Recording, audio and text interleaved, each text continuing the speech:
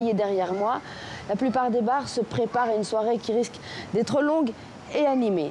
Outre la victoire sportive et l'envie bien sûr d'être champion du monde, le match de ce soir revêt un caractère politique et des enjeux majeurs sur deux plans. Premier plan, le plan interne, le plan national. Vous n'êtes pas sans ignorer que la Belgique est parcourue de tensions séparatistes flamandes. Eh bien, ce mondial est l'occasion pour les Belges, francophones et néerlandophones, d'exprimer leur attachement à une Belgique unie. Les rois garants de cette unité l'ont compris, ils jouent à fond la carte de la diplomatie sportive et ils vont aller en Russie pour soutenir les Diables Rouges.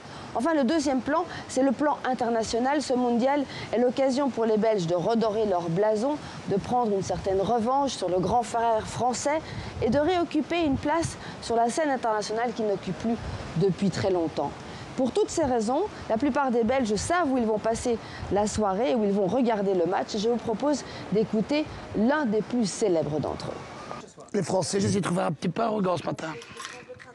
S'ils gagnent, c'est pas possible. C'est pas possible, ils ne peuvent pas gagner. Ah, parce que là, les entendre encore pendant 10 ans, c'est pas possible. Ah, c'est ça qui va être... C'est exactement ça, c'est ce que je me suis dit ce matin. Je me dis, oh, mon cœur va entre les deux, mais rien que pour qu'ils arrêtent de... Voilà, c'est juste ça. Qu'ils ferment leur gueule. Juste pour qu'ils... Sinon, on va... T'imagines, on en a pour encore un demi-siècle, quoi. Tu vois, c'est rien que pour ça. On ne demande même pas de gagner, mais surtout qu'ils ne gagnent pas. Parce que sinon, c'est ce qu'a très bien dit Rodrigo ce matin. Il dit, écoutez, vous l'avez déjà eu, mais il n'a pas osé dire en sous-texte. Ouais, mais vous allez nous prendre la tête, quoi.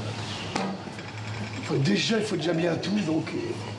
Voilà pour l'avant-match de France-Belgique. Avant de refermer cette page football, sachez que l'attaquant portugais du Real Madrid devrait s'engager dans les prochaines heures à la Juventus de Turin en Italie. C'est ce que croit savoir France Football.